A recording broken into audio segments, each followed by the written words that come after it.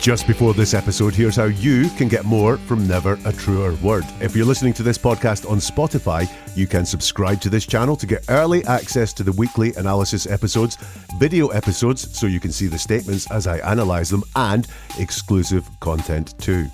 And if you're here on YouTube, then become a member of the channel to get early access to everything and exclusive content not available anywhere else.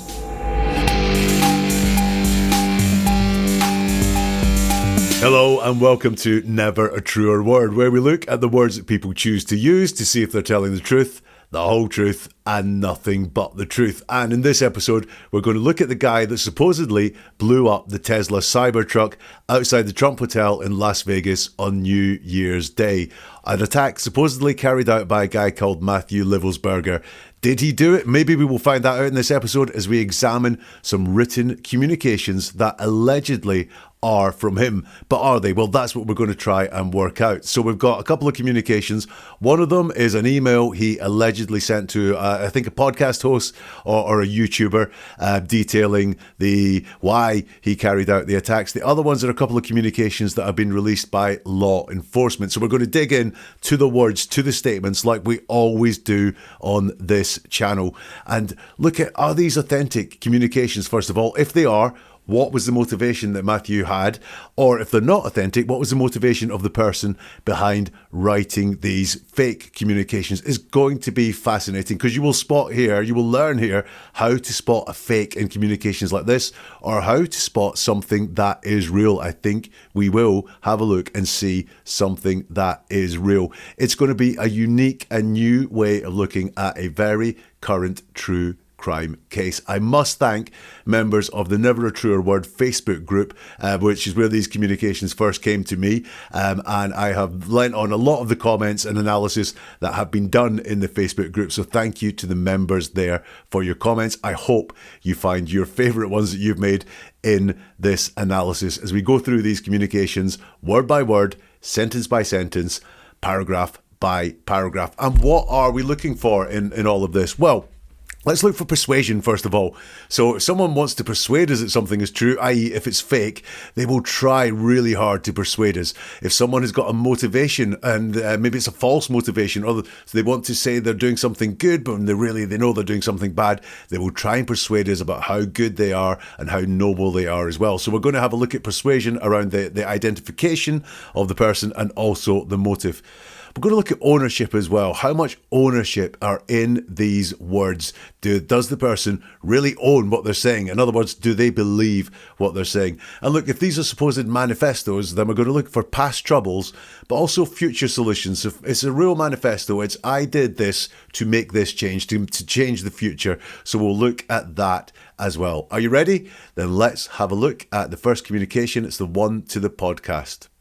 And it starts, in case I do not make it to my decision point or onto the Mexico border, I am sending this now. Please do not release this until 1 Jan and keep my identity private until then.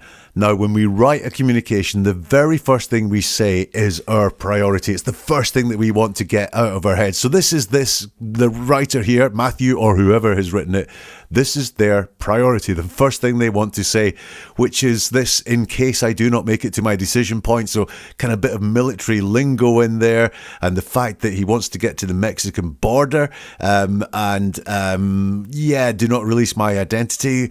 Bit of a weird priority. Is it about establishing identity with that military lingo to kind of say, hey, this is definitely from someone who was in the military, because it is known that Matthew Livelsberger is in the military. But this is the priority. I can't quite work out what the priority is.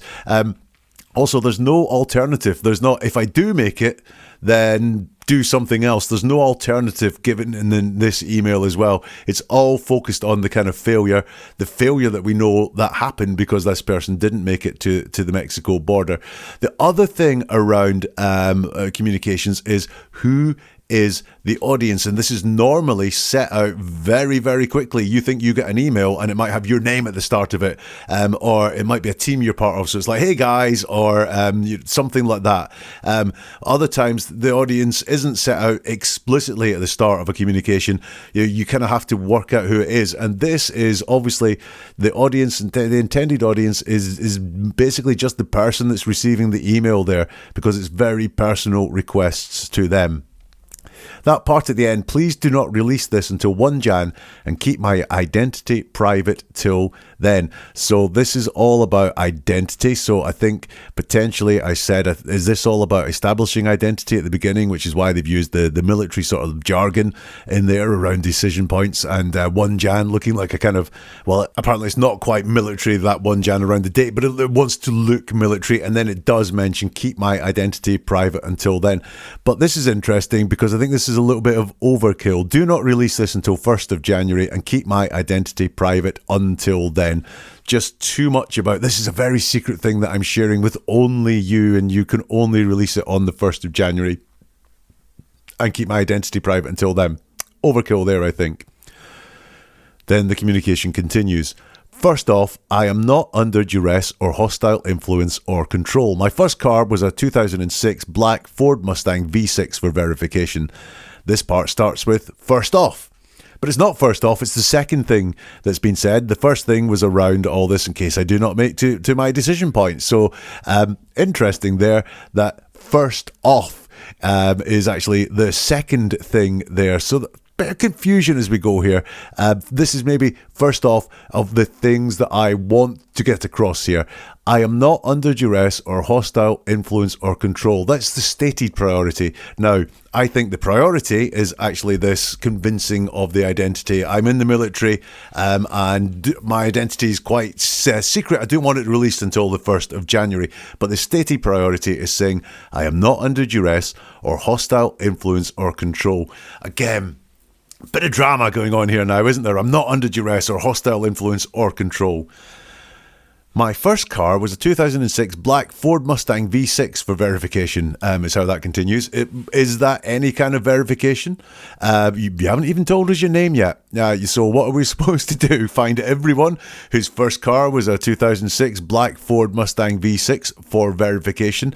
Again, this is about identity. So they're really going in this theme of who they are, who their identity is, even though it's all quite vague. It's not, here's my name, and you can check out that this name is registered here with the military, or you can find out my citations here, or anything like that. It's all this, my first car was a black Ford Mustang. All a bit strange. Is that really verification? The communication continues. What we have been seeing with drones is the operational use of gravitic propulsion systems powered aircrafts by, most recently, China in the East Coast, but throughout history, the US. Only we and China have this capability. Our OPEN, or open location for this activity, is in the box below. Now, he's gone straight into that in the writing here. No setup, so no my cause is, or the reason that I'm doing this, or I need to tell you about this. It's just whoomp, straight into this. It feels very rushed. This is the stuff that the writer wants to get into here. All this stuff around drones, the propulsion systems, that China have had them, the US have had them. It's just very, very quick, but also it doesn't flow. I had trouble reading that out. And when you do have trouble reading something out, when something doesn't flow, just listen to it. What we have been seeing with drones is the operational use of gravitic propulsion systems powered aircraft by, most recently, China in the East Coast, but throughout history, the US. Only we and China have this capability. Our open location for this activity is in the box below. It doesn't flow. And when something doesn't flow like that, you have to question, is it authentic? Because when we are talking about things that we understand, when we're talking about things we've experienced, when we're talking about things we've got a lot of knowledge of, it tends to flow. But this is very, very clunky.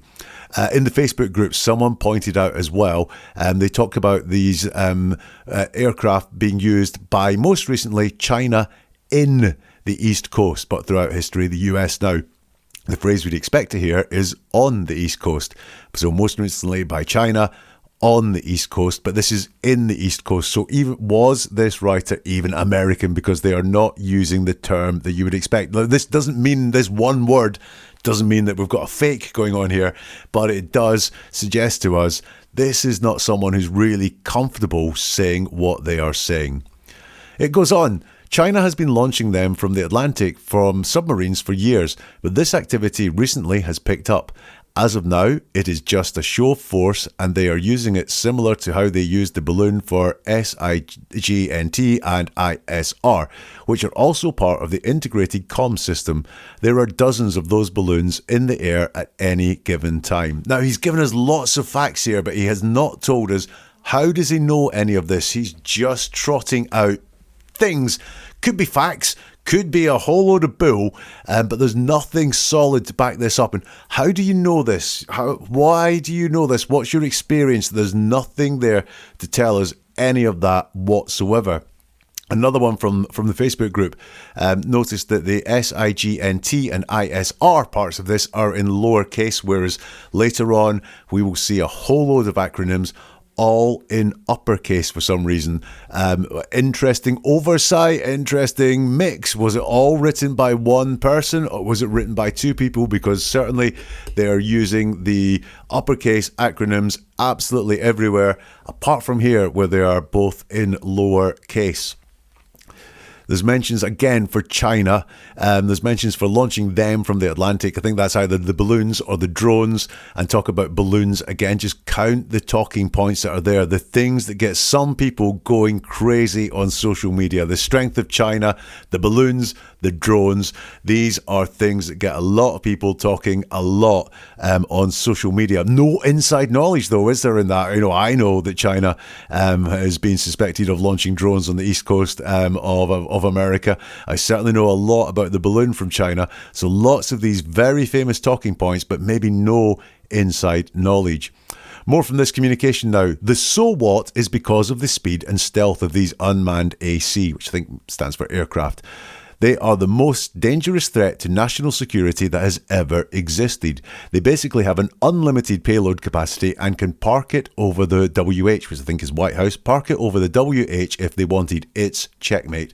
So we have some big things going on here, which is that these are the most dangerous threat to national security. They have an unlimited payload capacity. They can park it over the White House if they wanted. It's checkmate. They are turning the stories up here to 11. And this, I think, is a need to persuade and a need to get attention. So it's moved from quite mundane stuff around the balloons that we all observed and the drones that we've all observed. Maybe the drones weren't mundane, but we all observed them.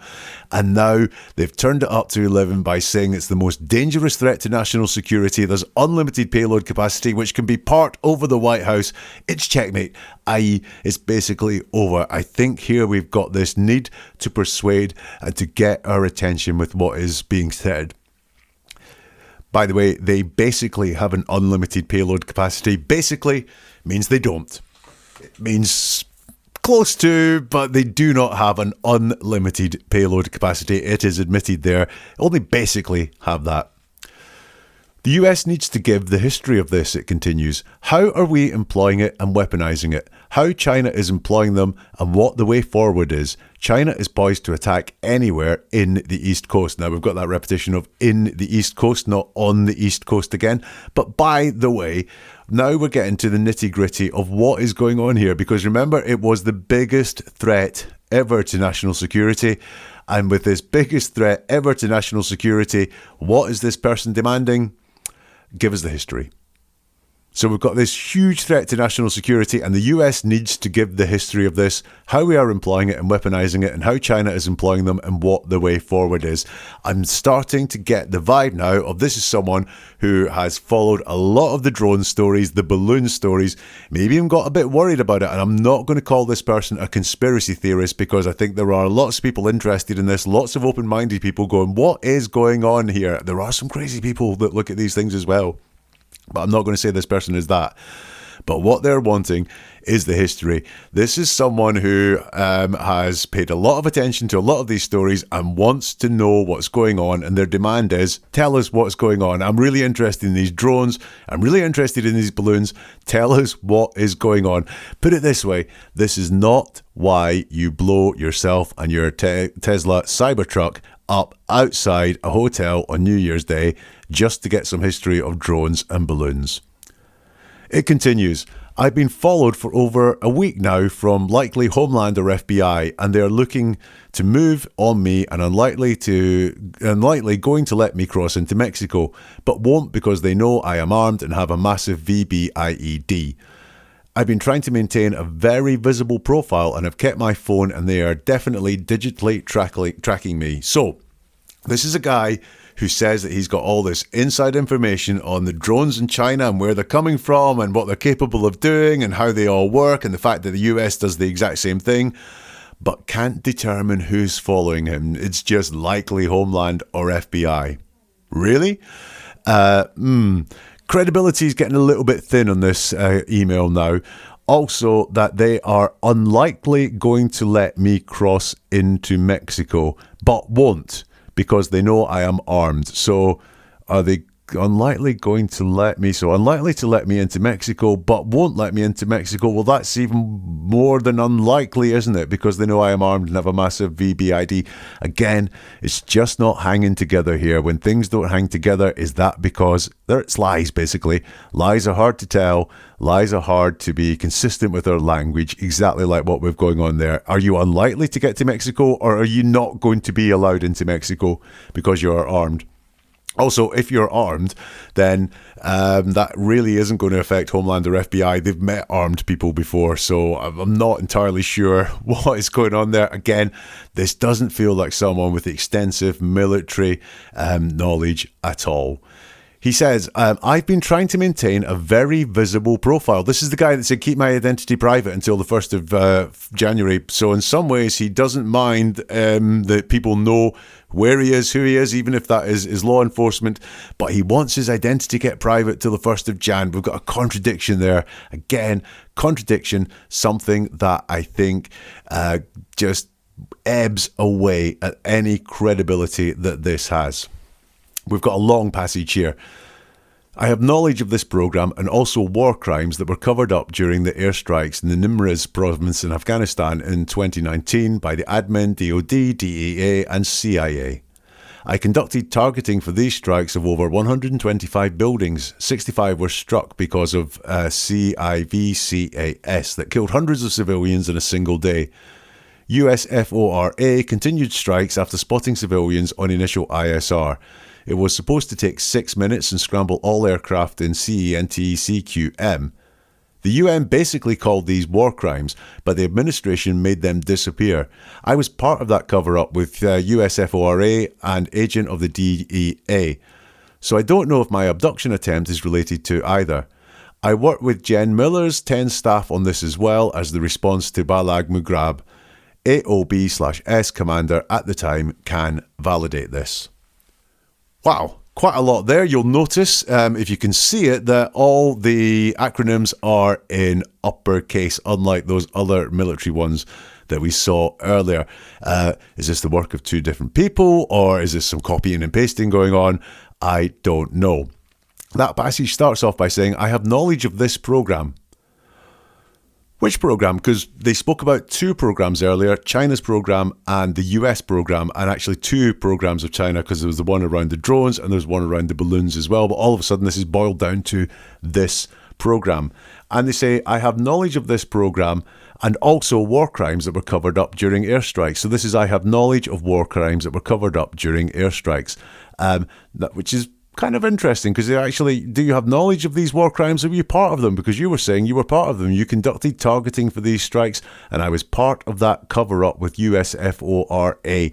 So again, the language is not hanging together. I have knowledge of war crimes. Actually, I was part of them. I was part of a cover-up, and I was part of the targeting. So you've got more than knowledge. You were actually part of these things. We've got the word basically appearing again, though. The UN basically called these war crimes, which says the UN didn't call these war crimes, but some spin could be put on it to say the UN basically called these war crimes. We do have something strange here. I do not know if my abduction attempt is related to either.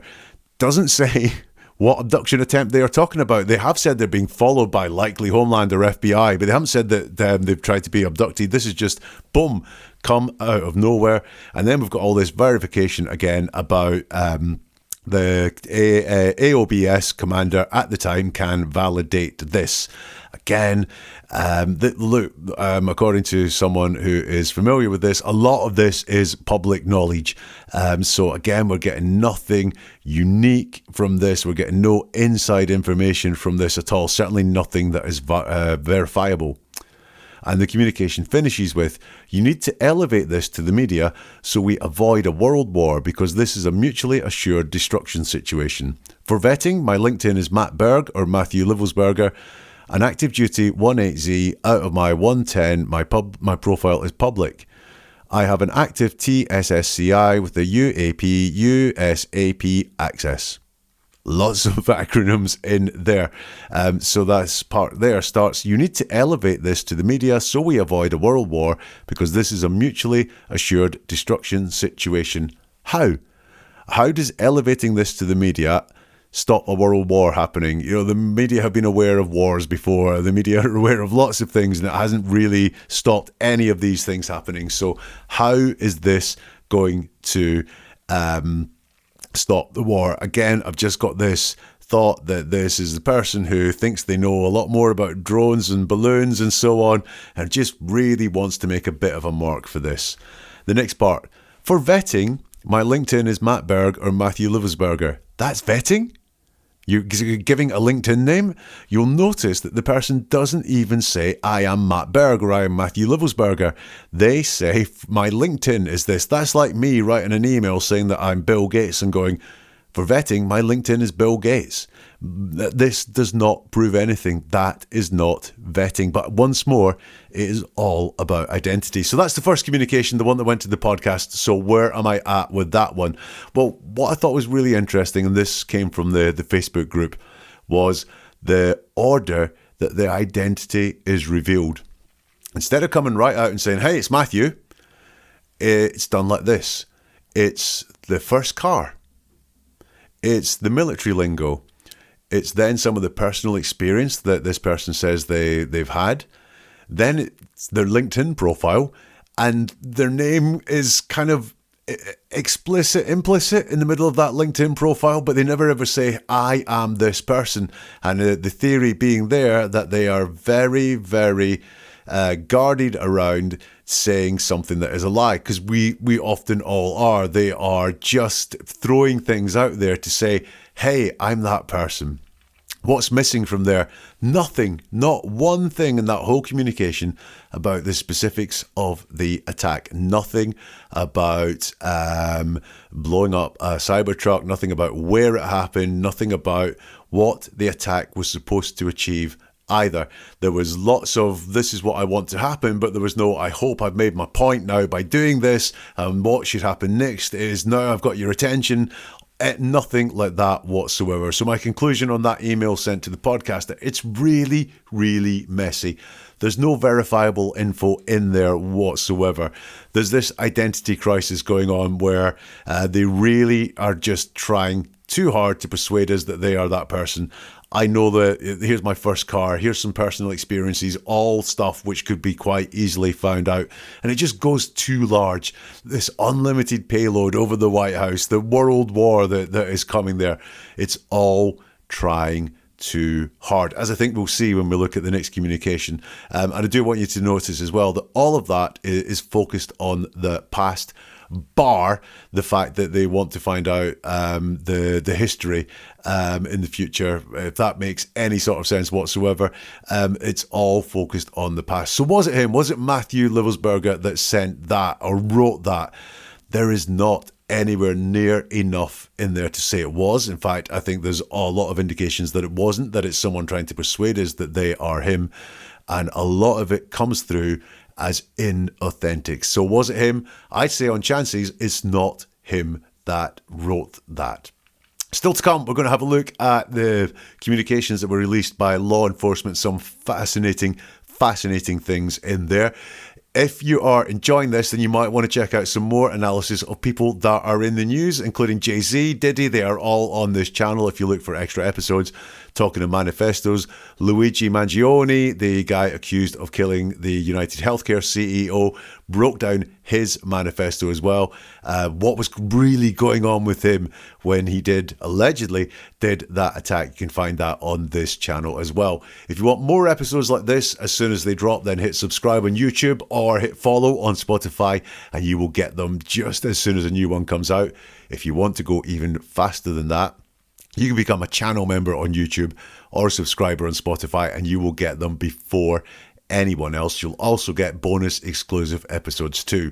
However, this is all coming to you for free, so you are now employed by me as the marketing department. So if you get something from this, then please share it with someone. Let people know what happens here and how we analyze the words that people use to see if they're authentic, to see if they're legit, to see what is going on, as I think you will find out as we go through now to the next part of Matthew Livelsberger's alleged correspondence.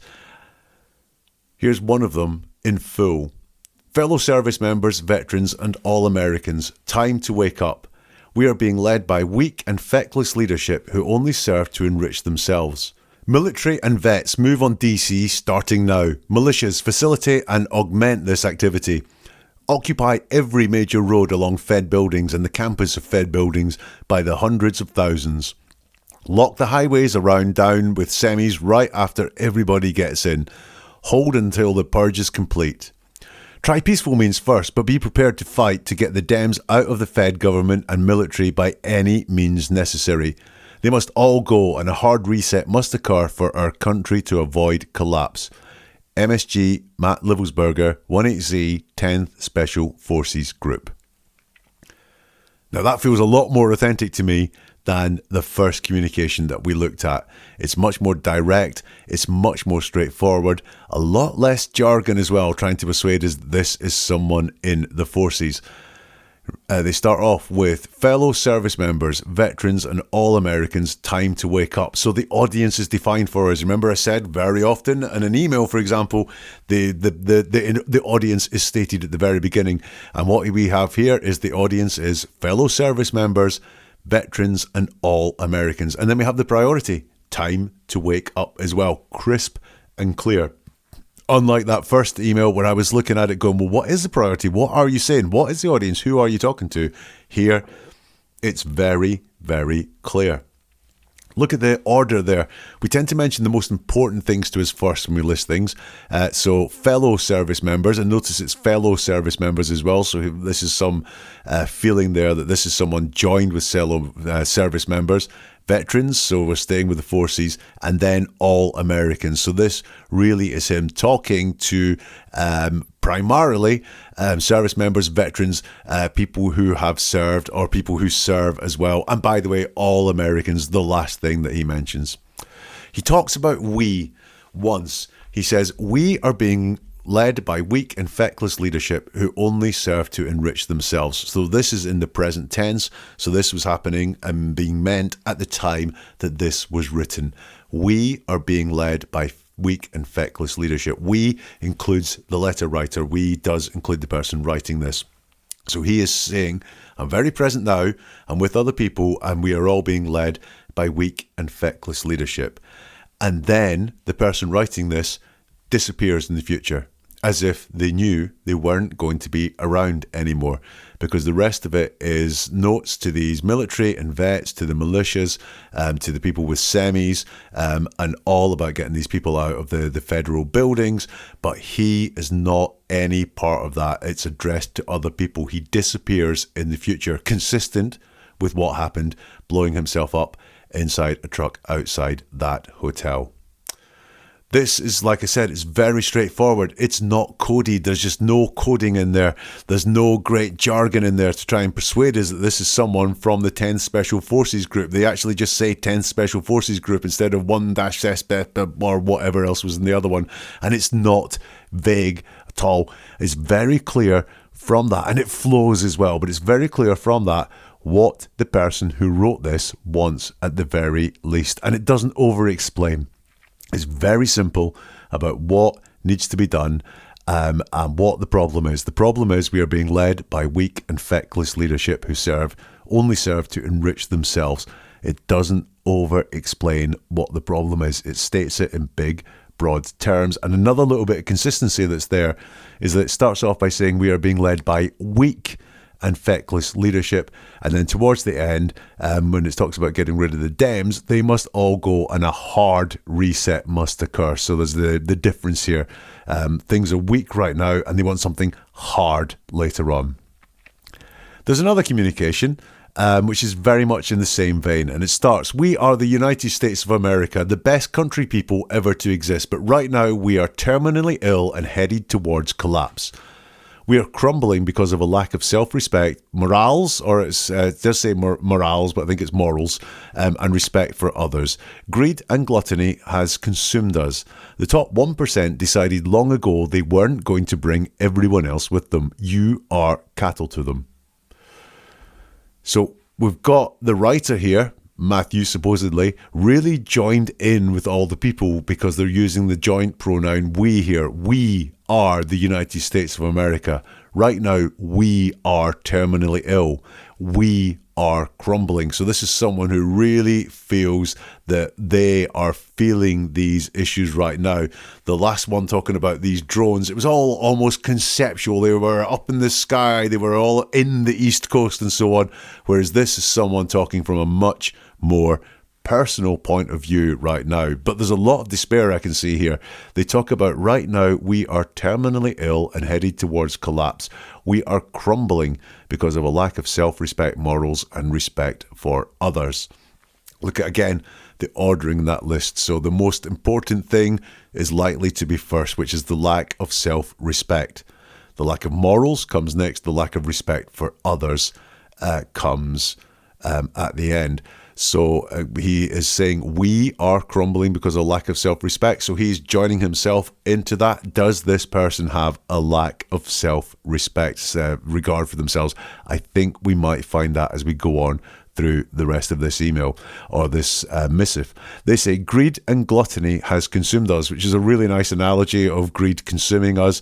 But it's the first mention of a kind of health concern that we will see throughout the rest of this writing.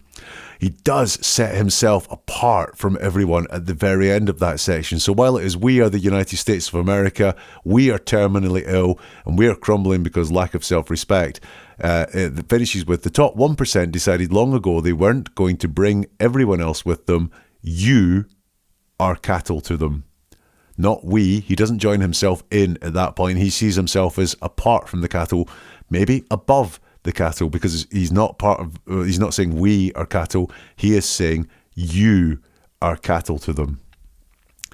It continues. We have strayed from family values and corrupted our minds, and I am a prime example of having it all, but it never being enough. We have strayed from our family values and corrupted our minds, and I am a prime example of having it all, but it never being enough. So he's back on we. So you are cattle, but now he's back to being part of the conversation here. We have strayed from family values. Now that's an interesting one, because what he's saying there is he has strayed from family values because he is part of we, and he does say and own it because he's gone back to talking about himself. In fact, it's the first time he's talked about himself. I am a prime example. So again, we've strayed from family values. I am a prime example. And then he talks about a prime example of having it all, but it never being enough. And I've got an interesting part there, which is the difference between having it all and never being enough. Two different things. So it's not, I'm a prime example of having it all, but never having enough. It never being enough. So having is about ownership. It's about a number that you can count almost, but being enough is much more emotional. That's much more about feeling.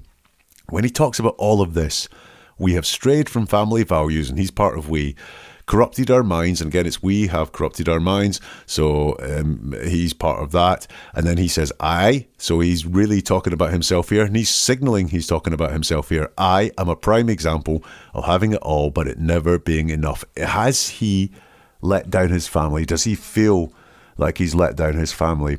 Has he done something that's against the family values that he's talking about there? Is that playing on his mind? He continues, a lot of us are just sitting around waiting to die. No sunlight, no steps, no fresh air, no hope. Our children are addicted to screens by the age of 2. We are filling our bodies with processed foods. So he's back to talking about all of us, but he includes himself there. So it's a lot of us are just sitting around waiting to die. No sunlight, no steps, no fresh air, no hope. Our children, so again, part of him, are addicted to screens by the age of 2. We are filling our bodies with processed food. Now that all is quite bleak. We are sitting around waiting to die, no sunlight, no steps, no fresh air, no hope. It's quite bleak here. Our children are addicted to screens and we are filling our bodies with processed food. It's really, really bleak there. It continues, our population is too fat to join the military, yet we are facing a war with China, Russia, North Korea and Iran before 2030. We've got a bit of a health theme going on here. We had the terminally ill earlier, people about to collapse, talking about greed and gluttony. He was also talking about no steps, no sunlight, no fresh air. We really have a poor health theme going on here, and it's continued with our population is too fat to join the military. So is this written by someone in poor health or worried about their health, maybe not as fit as they used to be or as healthy as they used to be? Or is it an ill family member playing on their mind? But certainly poor health is a theme that is going on here. He also talks about the fact that we as a country are facing a war with China, Russia, North Korea and Iran before 2030. Now, remember, he talked about how bleak things were at the moment. He's really showing despair about now, about the present, when he was writing earlier.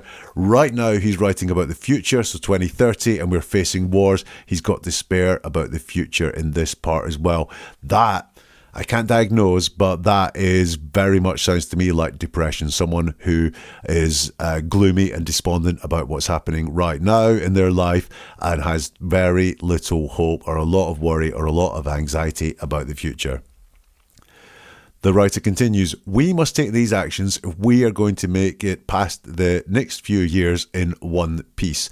And they're going to outline what the actions are. But what I noticed here, once again, we've got we. We must take these actions if we are going to make it past the next few years in one piece. Now, if you're someone that doesn't believe that Matthew Livelsberger wrote this, or someone that doesn't believe he did the Cybertruck attack, then this might be worth paying attention to, this part, because this is future focused. So this is about making it through the next few years. And he includes himself in it. If we are going to make it through the next few years in one piece, we must take these actions. Interesting. It's the only thing I can see that we've seen so far that would say to me this might not have been written by someone who was intending to blow themselves up outside a hotel in Las Vegas on New Year's Day, because they've joined themselves, using the pronouns we, with actions that must be taken if they, including this person and everyone else, are going to make it past the next few years in one piece. That all includes him. These are the things, these are the actions that the person wanted to take. We must end the war in Ukraine with negotiated settlement. It is the only way. Focus on strength and winning. Masculinity is good and men must be leaders. Strength is a deterrent and fear is the product. Weeded out those in our government and military who do not idealise number 2. The income inequality in this country and cost of living is outrageous. The number of homeless on our streets is embarrassing and disgusting. Have some pride and take care of this. Stop obsessing over diversity. We are all diverse and DEI is a cancer. Thankfully, we rejected the DEI candidate and will have a real president instead of Weekend at Bernie's. Now that is a manifesto. Unlike what we saw earlier, which is give us a history of the drones and alert the media, that is a manifesto. That is someone saying what must happen, what must be done to make things better. Some things I want to look at inside that manifesto. The part, focus on strength and winning. Masculinity is good and men must be leaders. Strength is a deterrent and fear is the product. And then weeded out those in our government and military who do not idealise number 2. And I think by number 2 they mean that point, which is focus on strength and masculinity is good. Is this written by someone who has problems with women? and someone who has problems with power, and potentially both, someone who has problems with women in power. Could be someone who just feels their place in the world is knocked off kilter, or where they thought they were in the world because they were male, or maybe has a woman in power above them in the military, or Kamala Harris was obviously running for president, so did they think a woman should not be president? Is that something that's knocked him off kilter as well? But potentially this is written by someone who has problems with women, problems with power, or problems with both together. The next part, the income inequality in this country and cost of living is outrageous. The number of homeless on our street is embarrassing and disgusting. Have some pride and take care of this. Very heartfelt that. Is this someone with money worries as well? Are they finding the cost of living outrageous or really tough? Do they find the income equality? They're serving their country and they're working bloody hard abroad on very dangerous things and maybe not getting quite as much money as someone who's developing a bit of software in San Francisco, but they're calling it embarrassing and disgusting. Have some pride and take care of this. Again, is this someone with money worries? Real potentially could be. We'll notice, by the way, the bad health theme continues running when they talk about diversity, equality and inclusion as being a cancer. So we've had terminally ill earlier and we've had cancer as well come up. So that bad health theme continues. What I did find a little bit interesting was they talk about the hope that or thankfulness that we will have a real president. So that's President Trump, who, as far as I know, and I'm not massively political, but I think is someone that would be focusing on a lot of these things in the manifesto. Masculinity is being good, strength is a deterrent, the cost of living is outrageous, stop obsessing over diversity, all feel very much like things that President Trump has said he would have on his priorities as soon as he becomes president. So interesting that they seem to be worried about a lot of these things, but then thankful we will have a real president who will take care of some of those things, but that doesn't seem to have stopped them worrying about them at all, does it? It continues. We must move on from the culture of weakness and self-enrichment perpetuated by our senior political and military leaders. We are done with the blatant corruption. Our soldiers are done fighting wars without end states or clear objectives. So we're back using these joint pronouns. We must move on from the culture of weakness. We are done with the blatant corruption and our soldiers are done fighting. So again, joining himself up with all the American people here. We must move on from the culture of weakness. This is a real theme that goes through this. Weakness and strength is good, and masculinity is good, but this is all not really about being strong if you analyse the wording. It's about moving away from weakness. So is this someone who is feeling weak when they are talking about this and talking about how strength is good and they want to move towards strength? The missive continues, this was not a terrorist attack, it was a wake-up call. Americans only pay attention to spectacles and violence. What better way to get my point across than a stunt with fireworks and explosives? So here we have attack specifics, something that I said was missing out in that first email to the podcast. So there was nothing in there whatsoever that dealt specifically with the attack. Here we start to have attack specifics, not specifics in about when it happened or where it happened, but it was fireworks and explosives that blew up the Cybertruck. So we do have some attack specifics there, and not done in a really forced way or an overly persuasive way. It's quite factual. It's a stunt with fireworks and explosives. Stunt. Interesting. Stunts are things that tend not to kill people. They tend to get a lot of attention, which is what fireworks and explosives do. And they've called it a stunt there. Did they intend to die in it? Would be my point there, because they are a little bit future focused, and they have also called it a stunt, not a terrorist attack. This part interested me. Americans only pay attention to spectacles and violence, i.e. you're dumb. You're not paying any attention, Americans. You're too busy sitting there just watching TV mindlessly. And we need to get your attention. That we have to do that with spectacles and violence. It's contradictory to the way this opened up, which was, we are the United States of America, the best country people to ever exist. But you only pay attention to spectacles and violence. You're not paying attention to anywhere near enough, as this letter writer would have it. Then we've got a very interesting passage. Why did I personally do it now? I needed to cleanse my mind of the brothers I've lost and relieve myself of the burden of the lives I've took. So all the we's, all the ours, all the us, they're all gone there. And this is very, very personal. Why did I personally do it now? I needed to cleanse my mind of the brothers I've lost and relieve myself of the burden of the lives I took. It's very personal, and it's very far away from the politics chat that we have been having in the rest of this. It's very, very at the core, I believe, of what is going on in the mind of the person that wrote this, because it is very personal. There's none of these political talking points that are going on, none of this caring for the rest of the country that's been going on.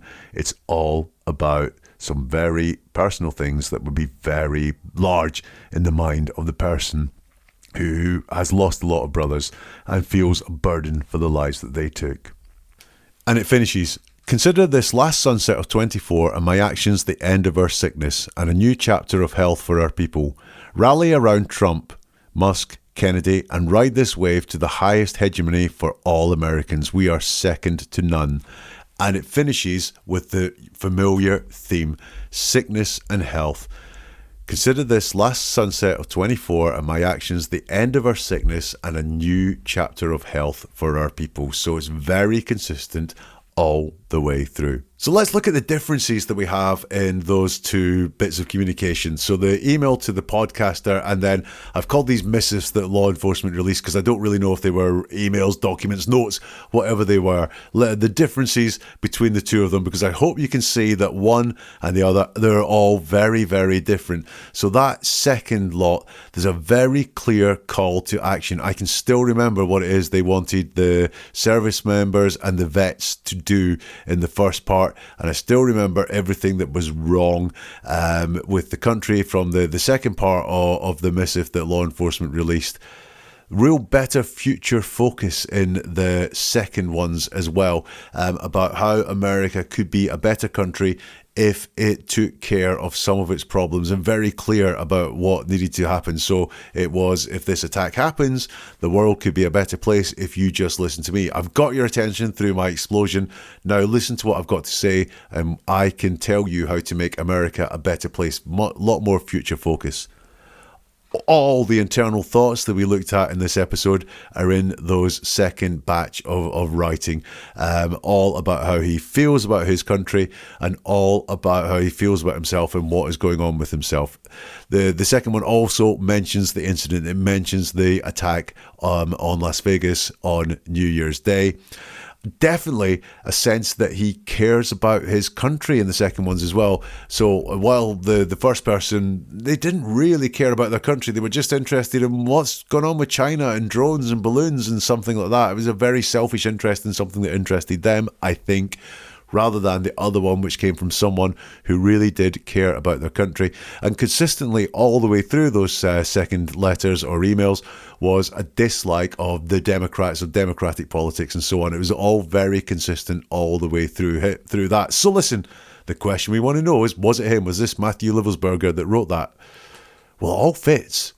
I can't say, I wasn't there when it was written, but it certainly all fits. And so if it was him, what's the motivation?